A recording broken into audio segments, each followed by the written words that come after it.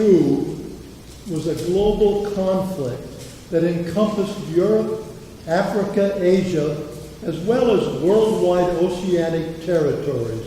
Over 70 million humans were killed from 1937 to 1945. The continental U.S. was spared the ravages of battle, but its people fought the war both at home in war-related endeavors or in the military in far-off places. This is the story of one family, mine, that was, like so many others, deeply affected, changed forever by wartime events. It is also the story of the war as fought in the Pacific Theater by the U.S. Army through the eyes of one of its soldiers, my father, and finally, it's a love story gone awry. I'm 86 years old now and still think on how I lost my dad, Wilber, to suicide just before I turned 15. He'd been an artillery officer in the Pacific Theater during World War II and had recently returned home after 3 years overseas. He'd been an artillery commander, had been through 3 phases of combat, was wounded twice, and had earned multiple medals for heroic actions. Before the war, he had been a chemistry professor at the University of Maine. Wilber and my mother, Norma, had 2 preteen children, Hale, that's me, and Valerie, my sister. Norma was a pianist and aspiring novelist. How she coped with Wilber's absence in the wartime culture of the 1940s is a compelling story in itself. I present to you Wilber's War.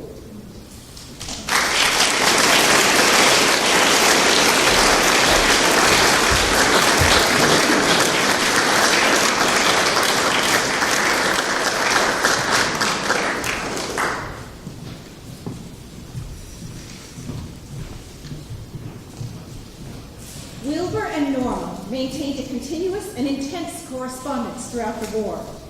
Sadly, her letters do not survive, but many of Wilber's do. It was on Hale's 50th birthday in 1980 that he came across some of them and was struck by their literary quality and historical value. At that point, he became obsessed with uncovering the story of his parents' wartime lives. He was able to locate some 700 of Wilber's letters. He visited archives, interviewed his siblings and military colleagues, many of whom were alive at the time, including a Japanese colonel Wilber had fought against in the Solomon Islands. He was also able to visit the Pacific battlefields where Wilber had fought. Tonight, we pick up the story midway through the war.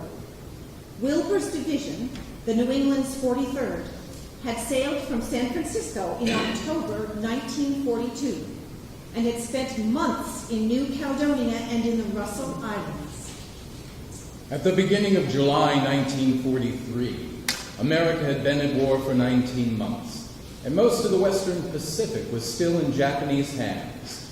Most of Europe was still in German hands. But the Allied powers, America, Britain, China, and Russia, had blunted the Axis advances. The Allies had prevailed in North Africa and were about to invade Sicily.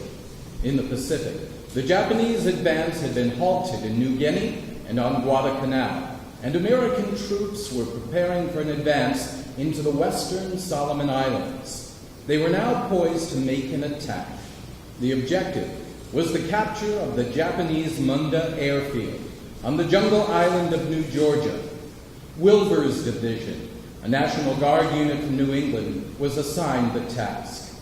They had been overseas a full 9 months on defensive duty, and this would be their first land-based combat. As they prepared for the assault landings, Wilber was commander of a battalion of field artillery consisting of 12 howitzers and about 500 men.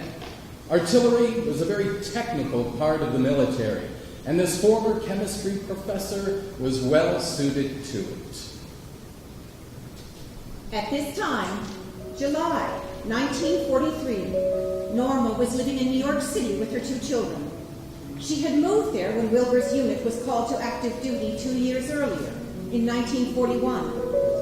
Her dream had been to further her piano technique with top-flight teachers so she could better support the family should Wilber become a casualty of the war. Her plans were disrupted by an unplanned pregnancy, which was now in its 6th month. Wilber had been overseas a full 9 months at this time, and Norma was determined to keep her out-of-wedlock pregnancy a secret from him, her children, her friends, and even from her closest sister. But she was equally determined to carry this God-given child to term. She had arranged to put Valerie and Hale in summer camps and then boarding schools so they would be unaware of her pregnancy. She would supposedly be involved in secret war work in the Baltimore, Maryland area, where she had no close friends or family. Norma, though an artist, took her family duties most seriously and was a conscientious church member. On July 1st, in a last heartfelt gesture of motherly duty, she put on a music recital at their church, Grace Church, featuring her 2 children and only them. Hale played violin, Valerie played piano and sang, while Norma accompanied as needed.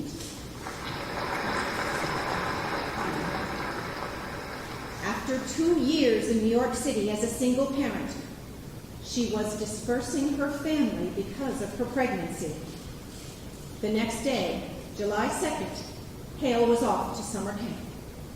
The following day, July 3rd, Wilber boarded a small landing ship at Guadalcanal for the overnight trip to Rendova Island, a staging area for the attack on Munda Airfield.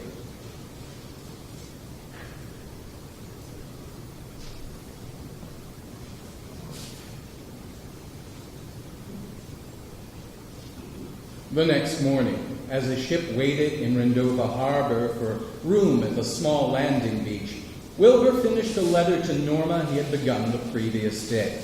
He recalled a July 4th, 16 years earlier. I remember, too, that it was July 4 in 1927 when I took you out on a picnic above the Snake River Canyon. We walked a path together over the river, and the flowers were lovely, and the air was fresh and cool. Later it rained. We sat under a blanket and talked. On the way home, on a crowded bus, Norma sat on my lap, and I wish we might never get home. It was one of the perfect days of my life. They had met only a week earlier when Norma entered Wilber's classroom at Washington State College. They were soon engaged to be married, and the family-only nuptials took place at the end of the summer in Portland, Oregon. Their honeymoon was a brief visit to the Canadian Rockies. Wilber's ship was cleared to approach the beach, where it offloaded his troops. He then was ordered to re-embark his troops and proceed to a small offshore island. The Rendova had become overwhelmed with men and supplies, with deep mud impeding movements. The next day, he wrote what happened to him on this 4th of July. July 5, 1943. We received orders to move immediately to another island to land all batteries. I was told to hold my former ship if possible. You can picture me dashing out into the ocean, waving my arms and yelling, "Bring that ship back to shore!" Valerie would love this war because that is just what I did. This so-called ship is about 160 feet long and will quarter about half of my men. Anyway, he stopped, and I waded out to one ship, walked the length of it, and jumped across to the one I hoped was mine. The skipper, a young Navy lieutenant from Richmond, Virginia, named Tompkins, was a bit upset and said he would have to get an okay from the Commodore. I gave a few generals as my authority for asking this, so he started to signal to the Commodore about my problems. The answer was, wait. So he did, and soon found out why. Just then, from 16 to 24 Jap bomber MiG-97s came over us. They had a formation like this, and were beautiful silver birds. I could see when they dropped their bombs way up high, and noticed how the sun glinted on them as they fell. They looked like little drops of mercury. At first, as I stood on the deck, I thought about a slit trench for me, but they had forgotten to dig any in the deck. Next, I considered jumping in the water, but decided that was a bad place to be too. All this time, 1 second, those lovely little shiny bombs were sliding down a steep curve toward the ground. I was quite concerned that they appeared to be headed for our infantry nearby, and was wishing them all luck possible. I don't know how long those bombs took to fall, but I did a lot of thinking while they did. About that time, it suddenly dawned on me that I was in the wrong place, so far as those bombs were concerned. So, your old man decided to get off the hatch cover he had been sitting on, and very efficiently lay down on the deck against a steel bulkhead. The next thing I knew, the hatch cover went bye-bye.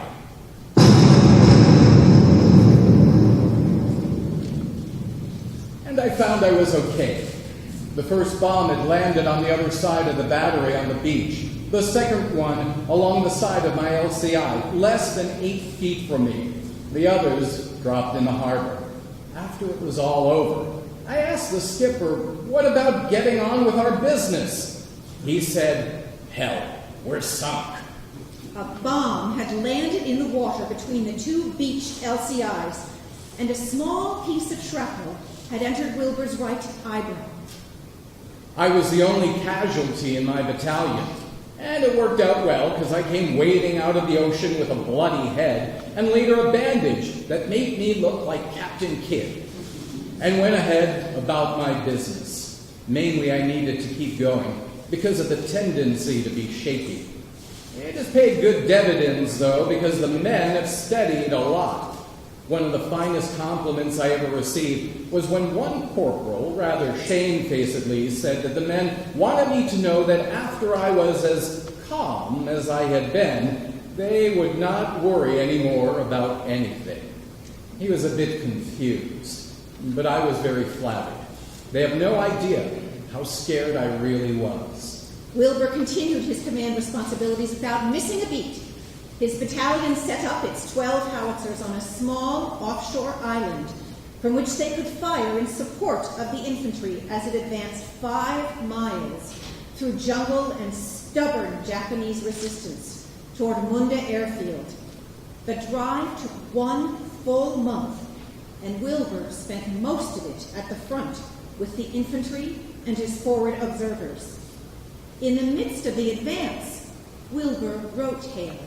July 23, 1943. Dear son, I thought you might like to get a letter written on a battlefield during a battle. Just now, things have quieted down here. However, there are some Jap snipers in the trees around me. The men shoot one out every so often. Some fall, some are tied up so they stay. I have a very satisfactory slit trench with holes and dirt over it. I'm in it now. I told you I was wounded by a bomb on the 4th of July, but that it didn't amount to much. On the 10th, I was scratched in the ribs by a Jap bullet. Again, it was nothing and is all healed now. I have the bullet for a souvenir. It came in through my jacket, hit me in the side, and dropped into my pocket. The next day, he wrote Norma. General Griswold, our Corps commander, was in the next foxhole to mine the other day. I was reintroduced to him as commanding the finest goddamn artillery in the world by the infantry commander, Colonel Holland. I appreciated that, and said the Lord had been leading me by the hand. Griswold said, I'm aware that you are adding a lot of high technical ability and skill to that. I'm glad you're here, Bradt. July 25, 1943. You have no idea how dirty I am. No bath for over 3 weeks, sleeping in a hole and living in a hole. No bedrolls here. No shave for 3 weeks. I carry clean socks in my pockets and change every couple of days. I'm glad I'm not fighting in the North Country. Warm nights simplify clothing loads. The golf spikes that you sent me for my shoes are lifesavers. I'm sure-footed when others slip, and that is worth a lot here. Thank you again. July 31, 1943. A couple weeks ago, I heard the Jap whistle that I thought had usually been used by them as a signal to assemble. You know my ability to imitate birds with whistles. I gave the signal to disperse, as I thought it was meant. We kept it up for 15 or 20 minutes, using the same tone, but a different combination of long and shorts. By the time I stopped, there were several different Japs blowing their lungs out with different signals. I had a bunch of their plans a bit confused, for the whistlers gradually receded to a more distant area, where they probably tried to decide who had his signals mixed. By the time they came back, my artillery fire was adjusted, and the night was handled the American way. August 5, 1943. Charlie 1 saved a lot of American lives almost every day for a week. A couple of times we left the seed battery guns laid on Charlie 1 all night. In the middle of the night, when the Japs were all in there again and getting pretty brave, I called Major Dubois at the Fire Direction Center on the phone and said, "Fire Charlie 1, 3, and 3. He said, "Coming right up." In less than 2 minutes, 24 shells weighing 50 pounds each blasted into that ridge. Those Japs never made an attack again. 3 and 3 means 3 volleys with quick fuse that explodes the shell above the ground, and 3 volleys with delay fuse that lets the shell dig in about 3 feet before it explodes. We used to say 3 to knock them into their holes and 3 to dig them out again. Munda Airfield was finally captured on August 5th. 2 days later, Wilber wrote of losing close friends in the battle. Nice young corporal, now first lieutenant, French, whom you may remember, and Chris, fought their last fight. I know how you will feel about Chris, and we feel the same way. Don and McCalder felt it pretty strongly. McCalder had lived with Chris for quite a while. Lieutenant Christian, a close family friend from pre-war days, bled to death from wounds inflicted by a short American mortar round. Lieutenant French and 3 of his men were crushed to death by an American tank that backed up suddenly during an attack. Wilber did not mention how they died. There were also strange, almost unbelievable incidents, which Wilber described several weeks later. Don't believe all the horror stories that come out of here. It is a fight to the finish war indifferent from the European type, and one is often within 10 yards of Japs, but so is he 10 yards from you, which should worry him. In some ways, they're shrewd. In others, they react as a 10-year-old boy would if he found he could run in and out of the enemy camp without being caught. Much of the nightmare stories are based on these antics and a failure to realize what they are. For example, at night, I have had single Jap soldiers creep up on my slit trench and peep in. I would be covering him with a pistol, and he could drop a grenade on me, but no, he would only be curious and go on. I leave the individual combat to the infantry if I can, and try to stick to my business of artillery. Wilber did not share the grim realities of jungle warfare with his family. During their first days in jungle combat, a large number of American soldiers in his division, in jungle foxholes at night, and facing the feared Japanese, panicked, injuring their compatriots with ill-advised gunfire and grenade throwing. Many left their stations, victims of war neuroses or shell shock. It was a huge setback for the division, and was much later the subject of a military war college thesis. Wilbur was with the infantry most affected. His letter continues with a brief reference to it. It isn't all fun or screwy. There are tragedies and mistakes, and there is mud and work and sleepless nights and cracked nerves. But the best, or rather worst, stories come from the newsboys or those who imagine more than they see. And don't worry about me. It doesn't affect me as it does some. I'm usually the busiest when the going is toughest. The hardest part for me is to send my friends, men, and officers where I know they may die. The next task for the division was to drive the Japanese from nearby Banga Island. Wilbur wrote his father about it on August 22nd. Anyway, I went to work and had some artillery in the battle as soon as the infantry was ready. I guess the high spot in the Banga action for me, as an individual, was the fact that I located, adjusted my artillery fire on, and knocked out the two biggest Jap guns yet found in the area. They fired a little too early in the morning, and I saw their flashes. 4 minutes later, I had 4 guns firing on them. 6 minutes later, 8, and in less than 10 minutes, 20 were dropping shells on them. In another 10 minutes, they were all through. 2 days later, I walked over to see them. We just put shell holes all around them, and it ruined all the less massive parts. They were approximately 4.7 inches in diameter, and were a naval gun with a 15-foot tube. Since they were firing on Munda Field, everyone from the Corps Commander and Air Commander were shouting for action. Wilbur lost 3 of his young officers in the battles for Munda and Banga. Each was a forward observer. They stayed with the infantry and spotted where the artillery shells landed and called in adjustments. He was especially sensitive to the loss of one Lieutenant Norbert Heidelberger, whom he had sent into what he called a bad place.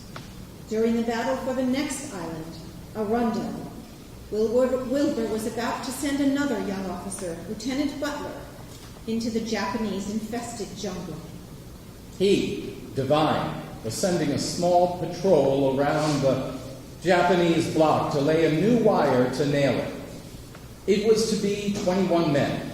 2 officers were along. I looked at Butler with his big grin, and all at once he just looked like Heidelberger. I remembered it was September 13th, just exactly a month since I had sent Heidelberger into Banga. It wasn't so cheery. He had been the 3rd officer I had sent in, not to come out. Consequently, I said to Butler, "You act as liaison to Devine and give me your sulfa and first aid packet." He did, and I picked up a grenade, and away we went across the lagoon. Devine had protested a bit because of the danger, but I felt I couldn't face just then the idea of a 4th officer being killed on my orders. He said it would be individual fighting, and every man for himself if we hit the Japs. Anyway, I went. He apparently tried to clear himself of the responsibility by phoning the news back to division that he advised against it, for it turned out to be considered quite something back there. Sometimes the jungle is just a forest of huge trees. Sometimes it's heavy bush, sometimes long, grass-like plants that are barbed, and vines are common. Often coral is so rough, one must watch each step or risk a broken ankle and a bad fall. At other places, the ground is easy walking, or on contrary, swampy and soggy. One thought continually about 3 things. First, where do I set this foot next, and how to do it most quietly? Second, is there on either side of me now a long enough open space for a Jap to find a lane of fire for a machine gun? And if so, is there one in that place? And third, if a Jap machine gun opens up on us, where do I jump for a hole and cover? The Japs opened up on us a short time later with the heaviest small arms fire I ever underwent.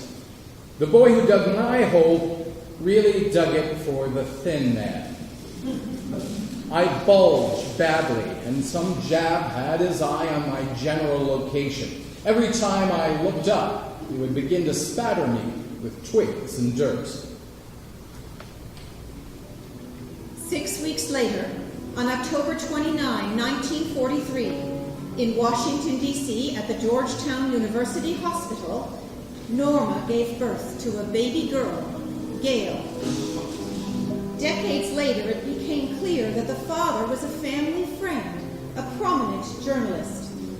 Norma had successfully kept the pregnancy a secret and would similarly not even reveal the baby's existence in the coming months. She continued the pretense of war work in the Baltimore area. Throughout the pregnancy, Norma had kept up a prodigious correspondence of encouraging letters to Wilber and her children, communicating with them through a Baltimore post office box. During all this time, she was probably living at the home of the journalist and his mother in Washington, D.C. At the time of the birth, Wilber was on Ondanga Island in the Solomon Islands for rest and rehabilitation. On the very day of Gail's birth, he celebrated Norma, October 29, 1943. Today, lover, is Norma Day on the island. I wake up thinking how much I loved you. Spent the day interrupting my work to recall your sweetness. And after supper, read your 4 letters dated the 12th. And now I'm ending the day to you. So today was Norma Day. I'll have others too, on other islands. 2 weeks later, the division observed Armistice Day, November 11. Wilber, remembering his 3 fallen forward observers, wrote his daughter Valerie. November 16, 1943. We attended a religious and military memorial service on Armistice Day in honor of our dead comrades. We stood at salute while the firing squad fired a volley for each battalion or regiment that had 1 or more men killed. For us, the speaker said, for First Lieutenant Earl M. Payne, the first to fall in the 169th Field Artillery Battalion, and his brave comrades that followed. Then the volley was fired.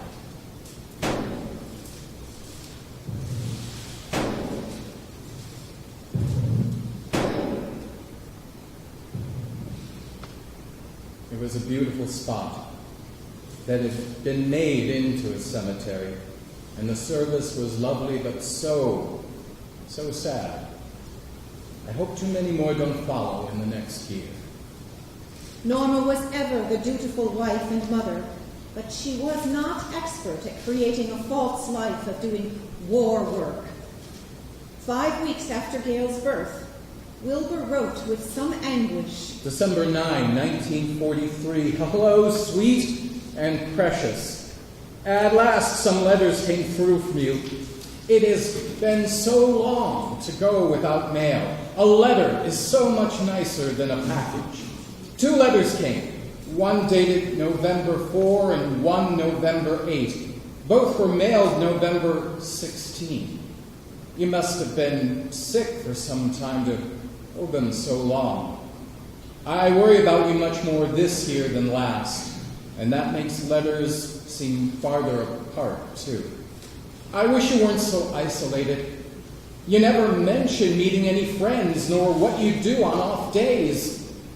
I assume you cannot discuss your work, nor do you even seem to have a place to spend Christmas. Oh, poor Nana. This is being a lot harder on you than on me. I wish I could do something about it. You speak of not enough money for car fare to go see the children. Please, lover, don't be silly about trying to save too much. I don't know what conditions are like there, and I write about paying off debts, but I want you to have money enough for keeping the family together by visits. I know the children are okay, but I don't feel that you are at all. I'm not going to say any more about paying off debt on the house or buying bonds. By February 1944, the 43rd Division had moved to New Zealand for rest and training. There, while touring the country with another officer, Wilber, now 44, met a young woman 15 years his junior, whom he liked very much. As he was leaving Auckland, he wrote Norma about numerous friends who had entertained him, and also about her. July 7, 1944. There is only one other thank you letter you could write, and it isn't so important. That would be to Miss Olive Madsen. She and her mother were part of my vacation contacts. I met them on the boat going to Christchurch from Wellington, and I liked them. I found she was taking her mother on a vacation, the main purpose of which seemed to be to meet some New Zealand aviator. On one of his duty nights, I took her to a movie, and then on my return to Wellington 10 days later, we, Davis and I, were invited out to their farm. We couldn't go. So the daughter came into town and spent the day with us. In fact, she nearly walked me to death. That was that. And okay, but I never saw the farm. 40 years later, while visiting New Zealand, Wilbur's son Hale located Miss Madsen and heard her memories of their encounters.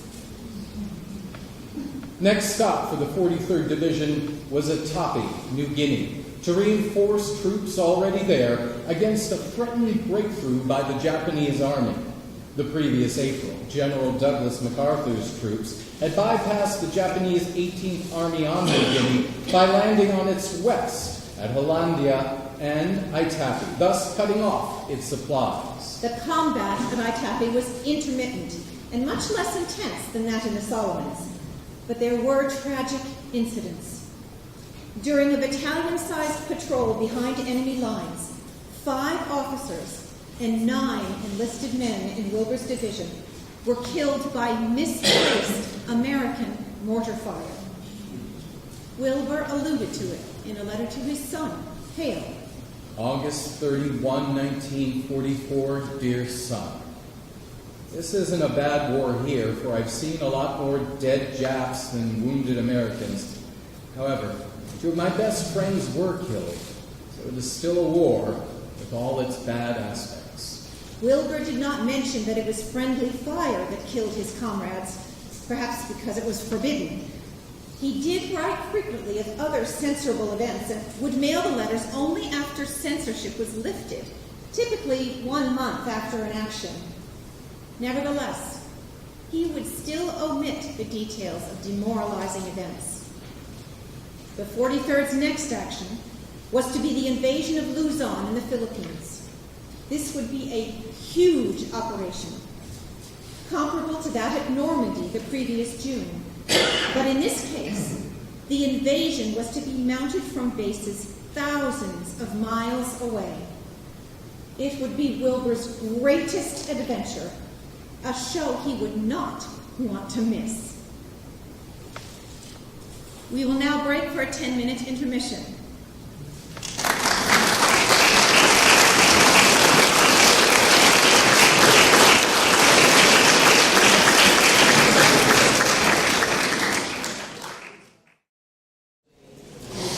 Lingayen Gulf on the principal Philippine island was the next objective of the 43rd Division. The troops of Wilbur's battalion boarded ships at Aitapi on the day after Christmas. During the 2-week voyage to Luzon, Wilber wrote daily, counting down to the invasion day of January 9, or S-Day. The tension builds as they approach the landing beaches. His first letter was written the day they boarded, S-14 day. Today we had reveille at 1 a.m., and at 4 a.m. marched to the beach. I drove down and watched the men come into the assembly area. At 8 a.m., we were loaded on an LCT and taken off to the USS Fayette, where we boarded by going up the nets. It was about 50 feet high, and I was worried about the possibility of men falling between the two ships, or falling off the net because of their heavy packs or radios. However, the only accident was a fracture of a bone in one man's foot, and the men are all well quartered now. S-12 day. At 2 p.m. today, we left Itapi. It was a great sight to see all the transports move out of the anchorage, form into columns. We are the lead ship on the starboard side. So, my darling, we're off on our great adventure. This 1944 was pretty easy. So now we even up our account with Uncle Sam. I hope we do well, and that not too many of my boys are killed. S-10 day. This show lover is going to be the biggest affair out here yet. It is probably true that more heavy warships will participate than were used in the European invasion at Normandy. S-9 day. Darling, this being a large operation and we being in the initial landing waves, it is of course more dangerous, and a lot of people will get hurt. I don't want you to be concerned about me. So my prayers this morning were that you and the children will remember that I'm doing the thing I felt to be the most worthwhile that I will ever have a chance to do, and know that I am content. Personally, I have no intention of being killed, because I've still got a lot of unfinished business with those Japs, so you really will have no cause to worry anyway. On S-5 day, the huge task force entered Philippine waters. It was now surrounded by numerous Japanese airfields containing hundreds of kamikazes, suicide planes that would attempt to crash into ships with their explosive torpedoes. On S-4 day, a Japanese midget submarine was sunk by one of the convoy's escort destroyers. S-2 day, Alexander has put gas-repelling ointment on my shoes. I pack my cottons, manuals, and extra socks in my jungle pack to be brought ashore by one of my officers who comes ashore later in the day. My knife is razor sharp, my compass checked, my gas mask waterproofed, extra socks, handkerchief, and toilet paper are wrapped in my rubber sack. My pistol is loaded, clips are full of ammo, my aid kit is complete, my canteen full, and pencils in my pocket. I put my maps in my helmet, my notebook in a waterproof case, and hung all this junk on my person. For rations, I'm carrying a chocolate bar. I can get more from the battalion later. My belt looks like this.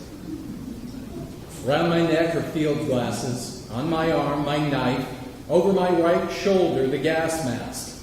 This is known as traveling light.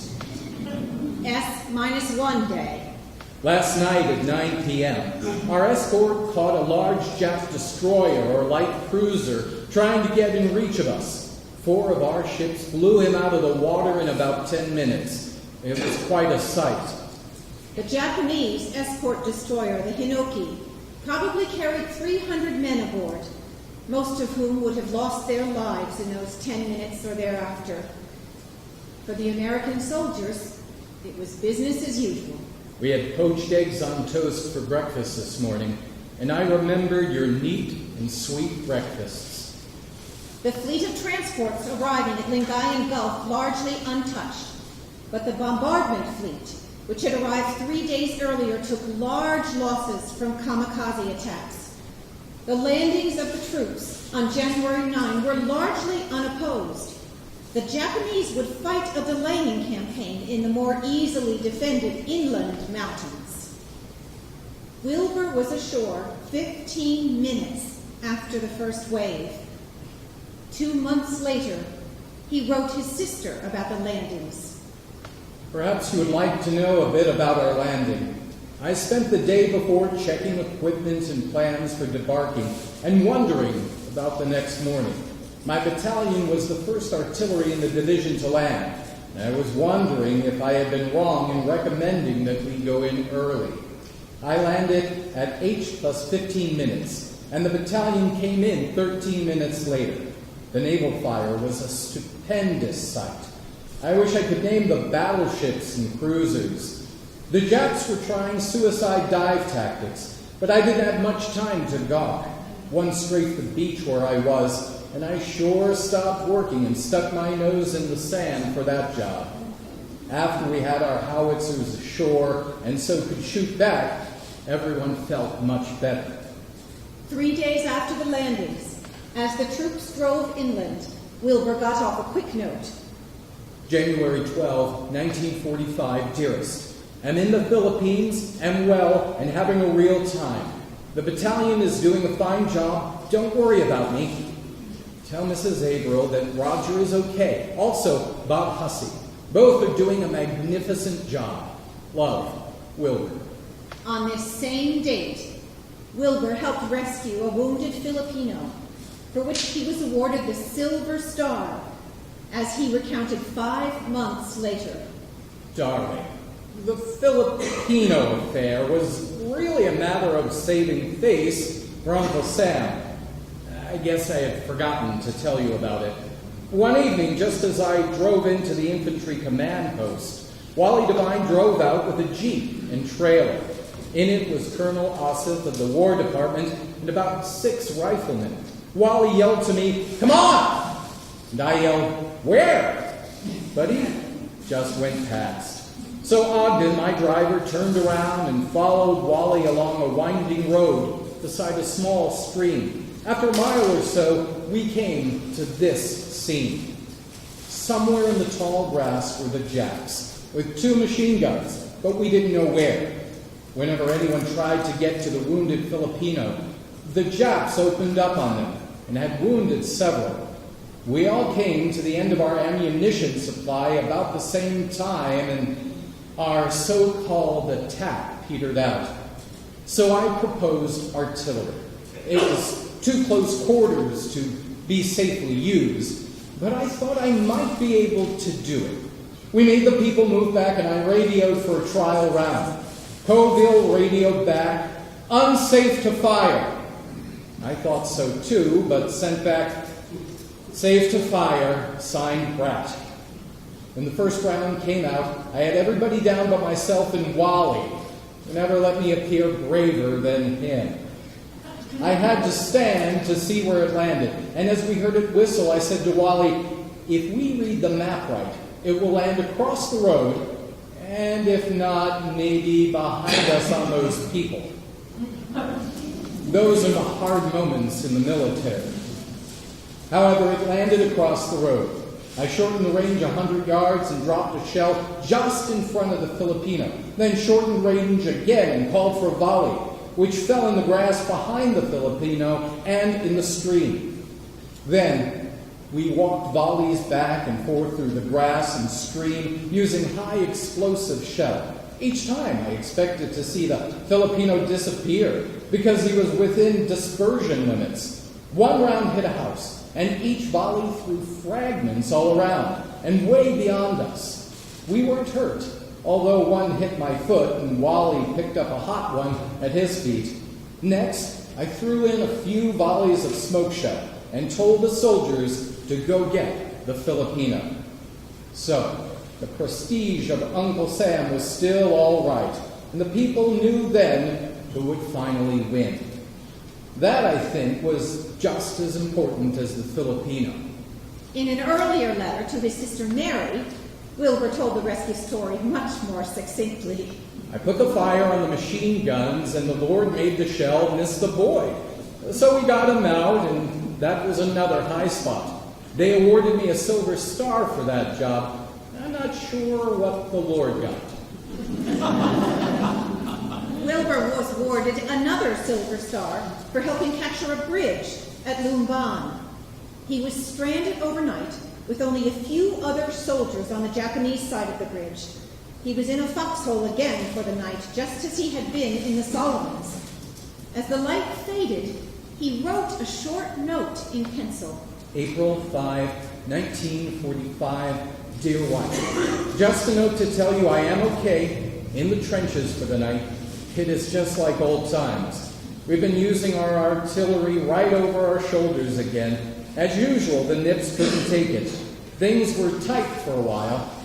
It is getting dark, so must stop. I do love you all so much. Active fighting on Luzon lasted a full 6 months. As it wound down in May, Wilbur was presented with the Silver Star and was transferred to an infantry regiment in the 43rd Division, the Green Mountain Boys of Vermont. He was soon its commander.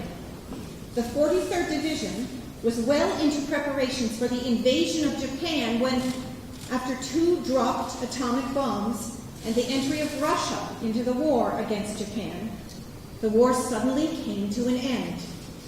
On August 14, 1945. 2 days later, Wilbur wrote his family. August 16, 1945. Dear family, all 3 of you, congratulations to each of you for being well and fine all through the war. You have each done your share in the winning of this war, just as much as if you were fighting. Your letters to me, your care of each other, and your sympathy and goodness have been the only things that made my stay here possible. I'm thankful to have lived to see the end of the war. In fact, I'm rather pleasantly surprised to be here, considering the times I considered the odds against it. There's no question in my mind but that your prayers, the prayers of your friends, were a great help and protection to me in the past years. I do thank you and them from the bottom of my heart. I'm sure we all thank God for the care He has given us during these times. We'll try to be worthy. The 43rd Division abruptly changed its plans from the invasion of the Kyushu in the south of Japan to a hopefully peaceful occupation in the vicinity of Tokyo. September 8, 1945. I'm sitting on the deck of the USS Monrovia on the way to Tokyo. It's good to have a little less on my mind than I expected to have on my trip to Japan. Incidentally, plans were well completed for the invasion. I knew which hills my regiment was to take and what some of the difficulties were. All in all, it is a relief to hope the next landing will be unopposed. We were to be a spearhead division again. I never did care for that term. I wrote Ruth that we didn't have a celebration nor feel like it. One soldier said, "So, it's over. Well, I think I'll go sit under that tree." And he had a rather typical reaction. However, we didn't sit under a tree, for the attack plans were changed to occupation plans. We've been rushing on them until yesterday. Yesterday we sailed, and I've slept since then more than in 3 days before. The arrival in Japan was uneventful, but Wilbur still reflected on what might have been. September 20, 1945. We'd already made plans for the landing on Japan, and the beach was surrounded by high hills. There would have been many casualties. In fact, I didn't expect to come through that one alive. The 43rd was one of the assault divisions in the landing, and my regiment was given the point considered most critical to the success of the division action. That meant we couldn't take our time, but would have to drive through anything we met the costly way. 6 days after arriving in Japan, the division was ordered back to the United States for deactivation. Wilbur had survived the war and would be returning home. It seemed a miracle. He sailed for America on the USS General Pope on September 29. He would soon be integrated into civilian family life. More than a year earlier, in June 1944, as the 43rd Division was preparing to leave New Zealand for New Guinea, Norma had retrieved her 2 children from their boarding schools and returned with them to their former home in Bangor, Maine. Bangor was the home of Wilmer's former university colleagues and also the home of his military colleagues. Norma left little Gail with Gail's father and grandmother in Washington, D.C. Norma had apparently decided to put her transgression behind her at the cost of a permanent separation from her youngest child. That following cold Maine winter was a difficult one for her, and she missed little Gail acutely. After the school year was over, and as the fighting on Luzon was coming to an end, she moved with Hale and Valerie to Washington, D.C., presumably to be near little Gail. It was there that Hale and Valerie first met Gail, who was almost 2. They were told that the journalist's father had had a short-lived marriage that produced this child. The family moved into a small home in Washington in August. Hale and Valerie entered nearby schools in September, and Wilbur would arrive home in October. During the voyage to San Francisco, Wilbur wrote a heartfelt tribute and plea to Norma. October 5, 1945. My dearest, lovely wife. There is little point to writing this letter, for I hope to tell you all the thoughts of it with your hand in mine. Darling, my duties are nearly over in the Army. It has been memory of you and your sweetness and beauty that has held my love and desires. I have been true to you and have touched no other woman. This has been hard through the long months, but I knew you too were needing caresses and denying yourself. You've always been so clean, so true, so fastidious, so much the perfect mate, that I could not leave your love even for an hour. I shall love you and cherish you through eternity. My life will be yours to use. My heart rests in your dear hands. Never try to leave me, beloved, for I can never let you free. Your husband, Wilber. The USS General Pope arrived in San Francisco Harbor on October 8th, 3 years and 1 week after the 43rd Division had left it.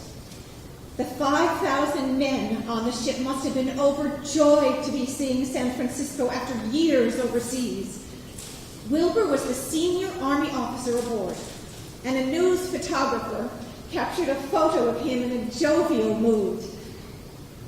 Wilbur's regiment was deactivated in California on October 13th, and at that moment, he suddenly had no military command for the first time in over 2 years. He flew home by military flight.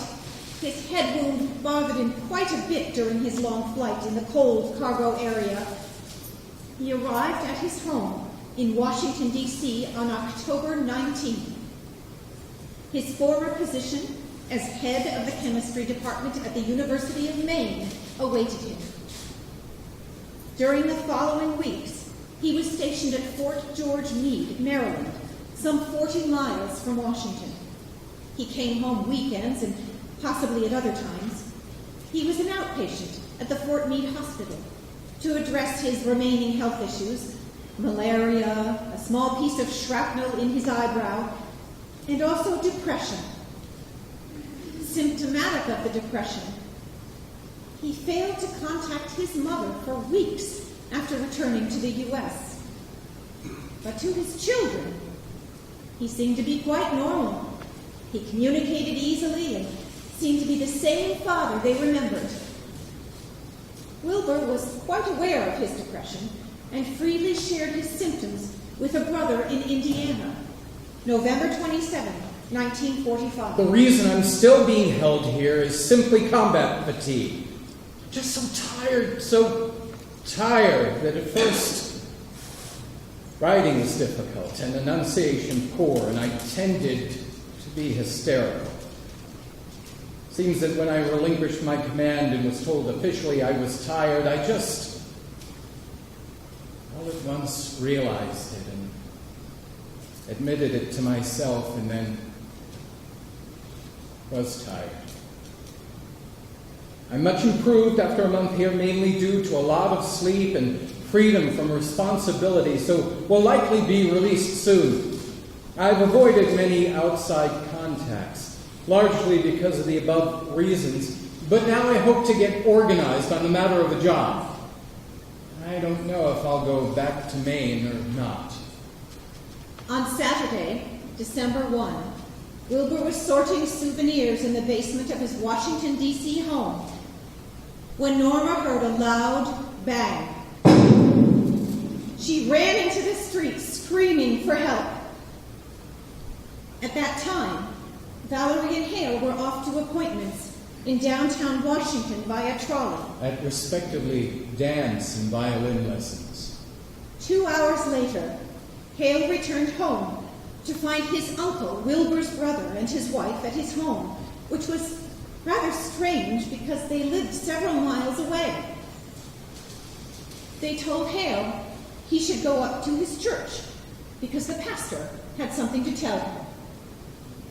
Hale dutifully mounted his old single-speed wartime bicycle and pumped his way up Albemarle Street Hill to St. Columba's Church, where he was to hear a message of death.